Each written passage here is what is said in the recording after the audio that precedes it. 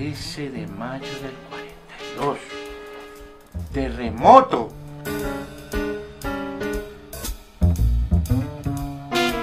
O sea que ahora vigilaré el pasado.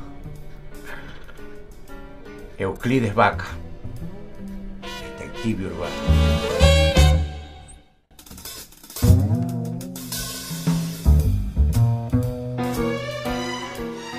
Ay, qué calor en esta ciudad. Pero al que madruga, Dios lo ayuda. ¿Qué dice Euclides? ¿Qué tal? ¿Cómo estamos? ¿Te pago? Ya, chévere, bacán. Mañana te pago. Eso ya me suena como el cuento del gallo pelón. ¿Qué fue eso?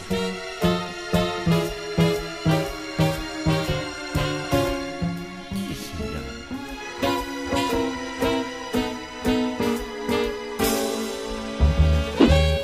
Una sorpresa para ti. Una sorpresa para mí.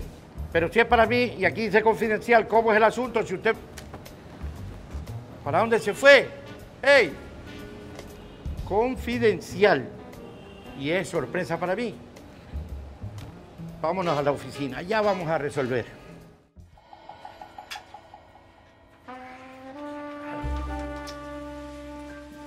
¿Quién sería esa persona, por Dios? Ay.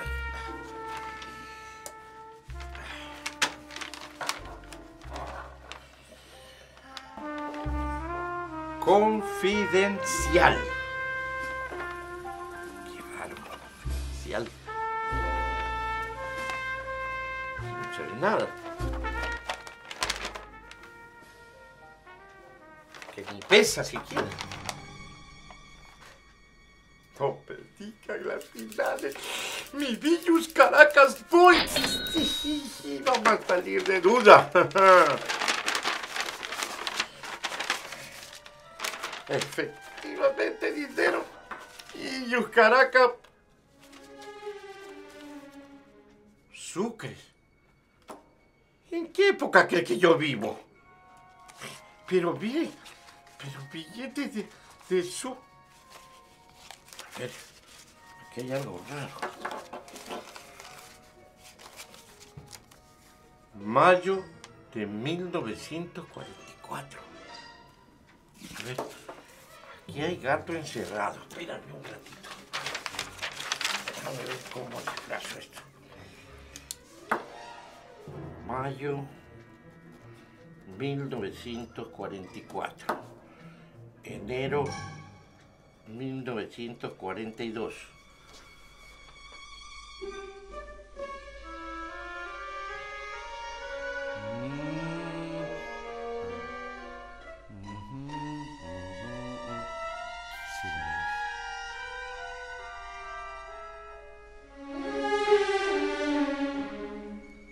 Pero si está clarísimo, pues. Qué bien llevado esto, ¿ah? Claro. Es la revolución del 28 de mayo de 1944.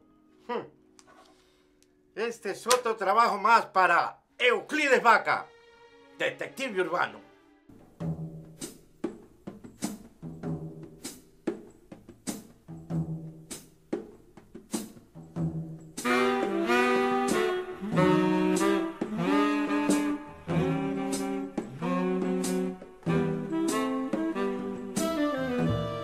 En los años anteriores a la revolución del 28 de mayo de 1944, el mundo y Ecuador estaban atravesando momentos difíciles.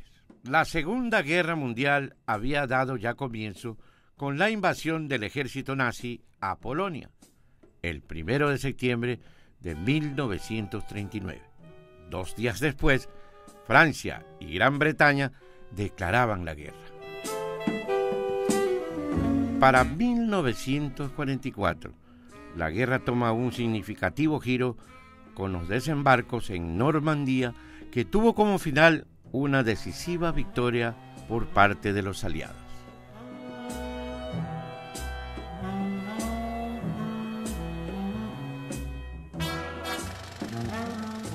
En Ecuador, los ánimos caldeados se daban por otras razones. En enero de 1940 gana las elecciones presidenciales el doctor Carlos Alberto Arroyo del Río, venciendo a José María Velasco Ibarra y a Jacinto Gijón y Camaño.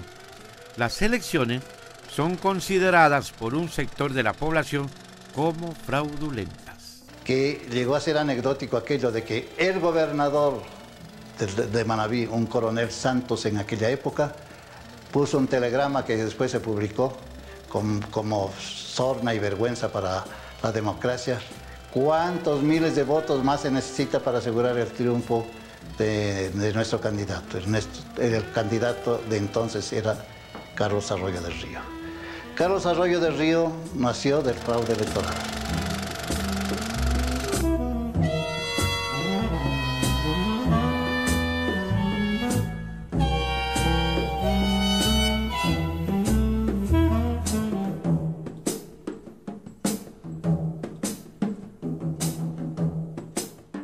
Se dice que hubo fraude en las elecciones. Ese fue uno de los antecedentes, entonces eso generó resquemor ya en la población. No se pudo comprobar nunca se pudo comprobar. Las cosas que se manejan en los organismos electorales por lo general muy difícilmente se prueban, ¿no? Muy difícilmente se prueban.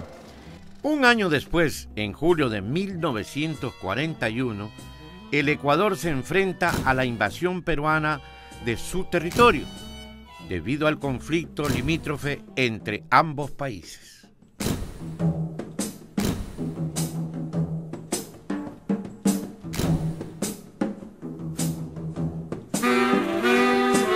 En cuanto el pueblo ecuatoriano fue informado de la invasión peruana en julio de 1941, se levantó en todos los rincones de la patria para manifestar que era indispensable unirse a fin de, en un solo cuerpo, en un solo organismo, con un solo corazón, defender la integridad territorial. Organizó la Junta Patriótica para la Defensa Nacional. Este conflicto territorial termina el 29 de enero de 1942, con la firma del Protocolo de Río de Janeiro entre Ecuador y Perú, con Estados Unidos, Argentina, Chile y Brasil como estados garantes. Este documento delimitaba las zonas fronterizas entre los países vecinos, ratificándose de este modo la victoria peruana, pues Ecuador perdió más de 200.000 kilómetros cuadrados de tierra. El descontento de organizaciones de izquierda se encontraba conformadas por trabajadores, estudiantes e intelectuales, e iba en aumento. Unos pocos meses después de la firma del Protocolo de Río, estudiantes universitarios quieren evidenciar su insatisfacción con el gobierno de Arroyo del Río. Después de una asamblea en la Universidad Central del Ecuador, un grupo de jóvenes militares y estudiantes escogió el 28 de mayo de 1942 como fecha para dar un ataque al Palacio de Gobierno. Era ya aquel 28 de mayo cuando el grupo de jóvenes se reunió en la Universidad Central para atender una conferencia de Leonidas Plaza y después dirigirse al Palacio Presidencial con una sola idea: asesinar a Arroyo del Río. Decidimos, pues, posteriormente, para el 28 de mayo, para el mismo día, sí, hacer una conferencia. Posteriormente, hacer la conferencia de Leonidas Plaza en el salón de la Universidad Central, en el Paraninfo. Entonces, yo estaba de guardia, Guillermo debía traer las armas, teníamos las armas, tú cuentes esa parte. Sí, pues yo me había comprometido con oficiales de la Fuerza Aérea, recurrir a ellos el momento que se requería de armas. Y en efecto, en esa época, subteniente Gonzalo Rivas Cortés nos facilitó armas, municiones suficientes. había quedado. Aquí hay un desentendimiento entre Leonidas Plaza sobre la hora de la conferencia. Ese es el problema. Ese fue el problema. Y yo había recibido la indicación de Leonidas Plaza de estar a las 6:30 a cuarto para las 7 en la universidad con las armas. En efecto, a las 6:30 que yo llegaba con las armas, manejando yo la camioneta, encuentro en la intersección de las calles Guayaquil y Olmedo que la policía bajaba. Claro. Y como el compañero que me acompañaba, que era Arturo Lince, tenía un radio transistores, oímos las noticias de que había sido ya apresado Leonidas Plaza y que fracasó toda esa cosa y que había una cantidad de presos. Tenemos que matar a Arroyo. Sí, Guillermo.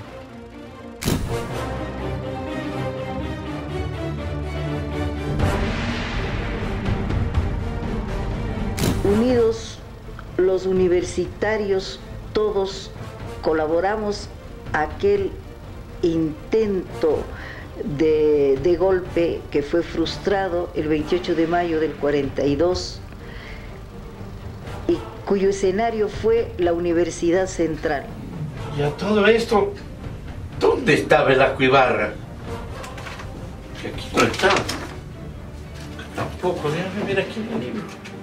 Ah, aquí está. Después de la derrota de las elecciones de 1940, se trasladó a vivir a Chile, aunque no perdió contacto con sus partidarios. Luego se exilia en Colombia, primero en Ipiales y luego en Popayán.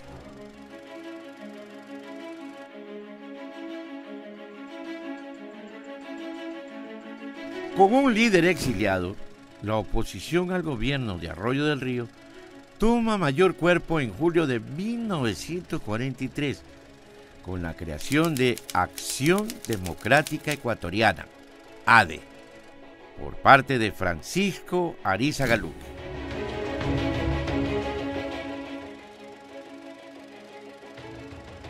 Ni un minuto más, ni un minuto menos en el poder, señor periodista.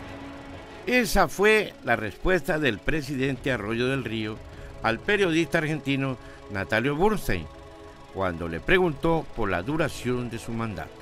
Y es que ya se preparaban las elecciones con el doctor Miguel Ángel Albornoz como candidato del Partido Liberal. Los ánimos seguían caldeándose. Las manifestaciones entre velasquistas y albornocistas plagaban las calles y los diarios de Ecuador.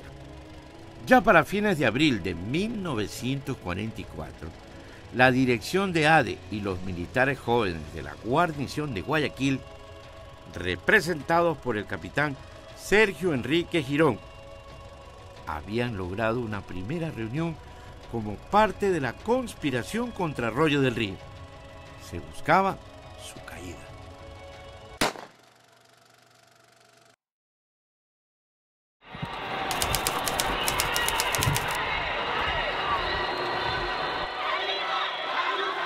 En Quito, un 21 de mayo, cuando la policía apresaba a varios manifestantes, un miembro policial dispara a la multitud y muere una joven de 16 años, Carmen Espinosa Zambrano.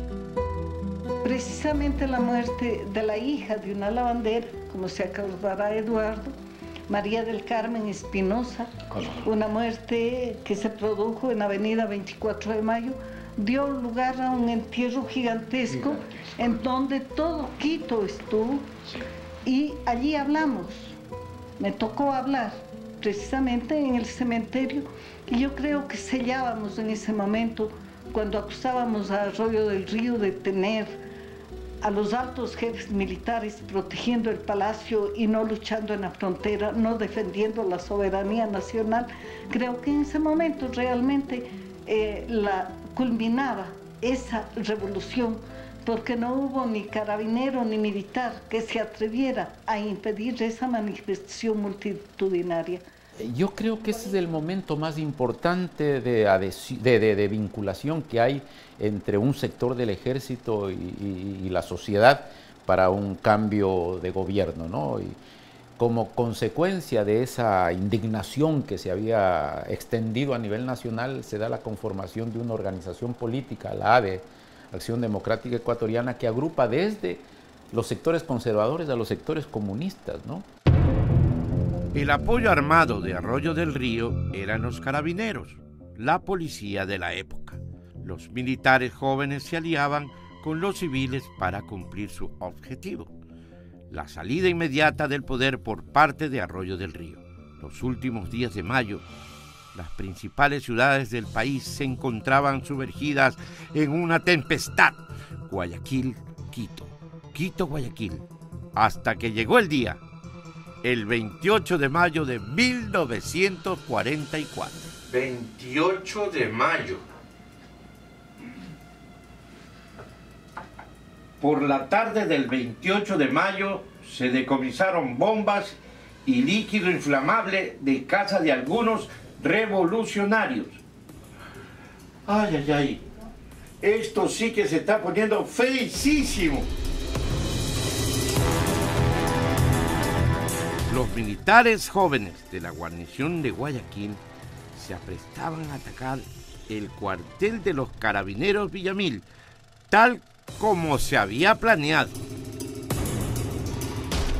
En un taller mecánico cercano al cuartel Villamil, trabajadores, estudiantes e intelectuales se preparaban para la insurrección.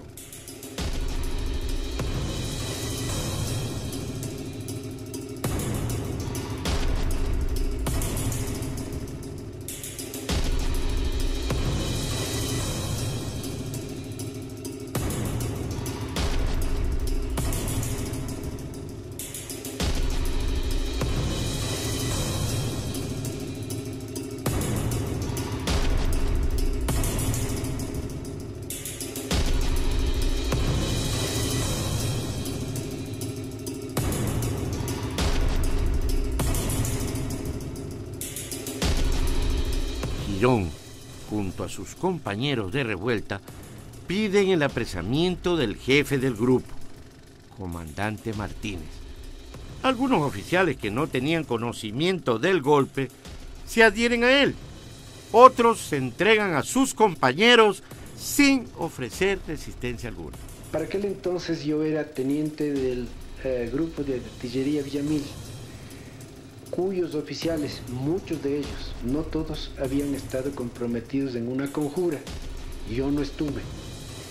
Llegaron tipo 10 de la noche, estábamos jugando naipes, cuando llegaron los conjurados y le conminaron a que se declare preso al jefe de la unidad. El otro preguntó que por qué.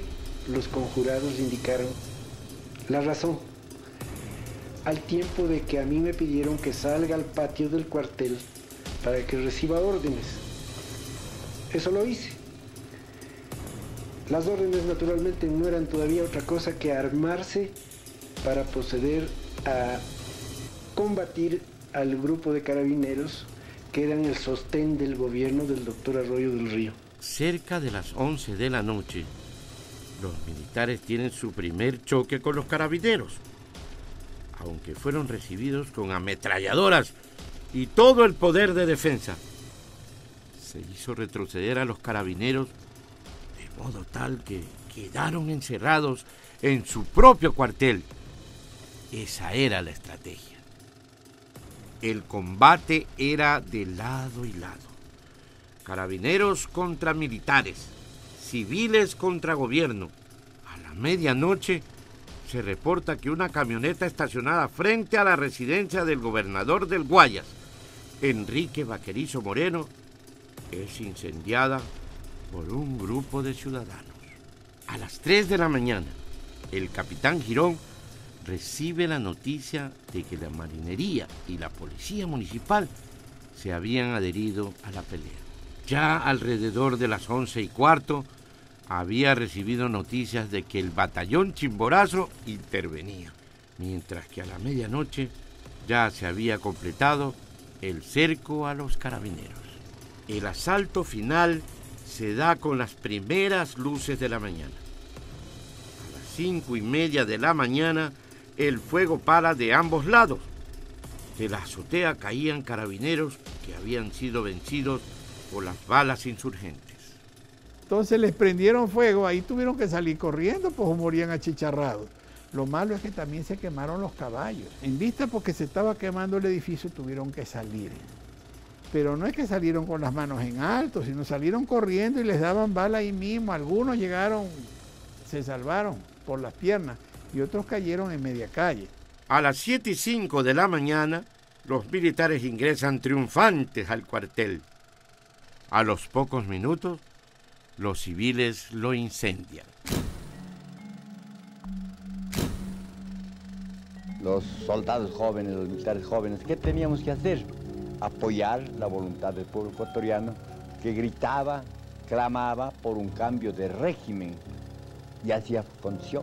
Llegó el 28 de mayo en que la guarnición de Guayaquil, el grupo de artillería general Villamil, del cual era yo su capitán, comandante de batería que se llama, ante la orden de prisión que ya teníamos, yo especialmente, no nos quedaba sino insurgir, y así fue como se produjo la insurgencia contra el gobierno, y de hecho vino la adhesión por las armas. Nosotros atacamos al cuartel de carabineros que estaba situado donde hoy sé que es la Comisión de Tránsito del Guayas. El combate fue muy sangriento. Se calcula que las bajas subieron a más de 800 muertos, entre muertos y heridos. El día 29 pues se rindió la guarnición de carabineros, y en Quito, el 29 a la noche también, la guarnición de Quito resolvió desconocer al gobierno de Arroyo. Al día siguiente del 28 de mayo, y con las grandes ciudades ecuatorianas adhiriéndose a la causa de Guayaquil, el presidente Carlos Arroyo del Río presenta su renuncia y se asila en la Embajada de Colombia. Nuestra revolución ecuatoriana es una revolución eminentemente original. Nuestra revolución no amenaza atropellar a nadie, violar los derechos legítimos de nadie, impedir las iniciativas de nadie. Nuestra revolución no ha renegado de la moral, no ha renegado de los altos valores morales. Nuestra revolución está enmarcada dentro de la libertad, dentro de los valores morales, dentro del honor, dentro del respeto a la persona humana. El 30 de mayo llega Velasco Ibarra a Quito, procedente de Pasto. ADE había formado una junta provisional de gobierno, asumiendo así el poder, hasta la llegada de Velasco, al que llamaban el gran ausente. Nosotros al amanecer habíamos recibido ya la noticia, es decir, previamente habíamos recibido un cable cifrado aquí, y entonces pues al día siguiente, cuando ya había sido desalojada la policía en las primeras horas, aquí nos sirvieron esas organizaciones que habíamos firmado, pero de todas maneras la efervescencia fue tan grande que nos distribuimos a los diferentes barrios y salimos a movilizar a los estudiantes, a los trabajadores. La respuesta fue gigantesca. Después del gigantesco apoyo popular, el 10 de agosto de 1944, Velasco Ibarra convoca una asamblea constituyente que lo declara presidente constitucional de la República del Ecuador. Se daba el comienzo del segundo velasquismo.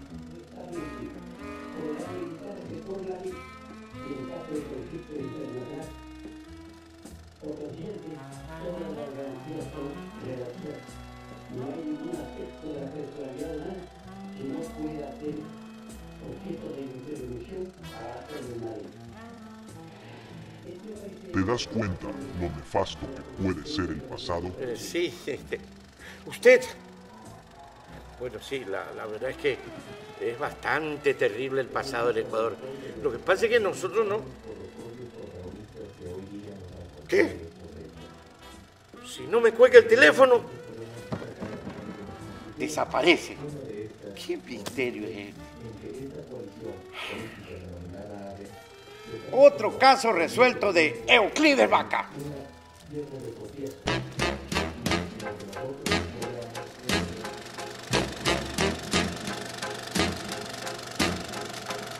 I put a spell on you.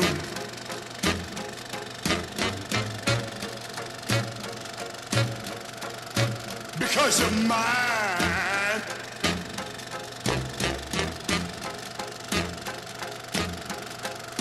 Stop the things you do.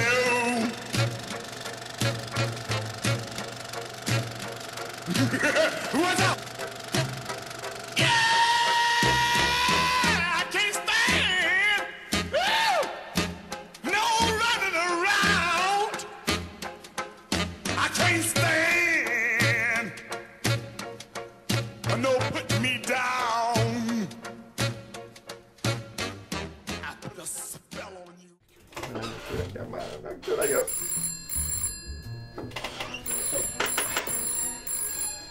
Aló. ¿A dónde su pizza, señor Coronado?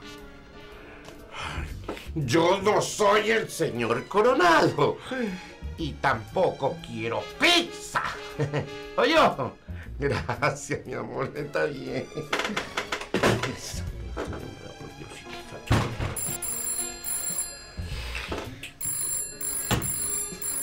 Aló, Diego. Hoy, ya llegó su taxi. ¡Que no! ¡Yo no he pedido taxi! No solamente a mí me puede pasar. Dígame qué es lo que... Euclides Vaca, hasta ahora has desenterrado todo el pasado, pero ahora quisiera que vayas al mismo lugar donde descansan los testigos del tiempo.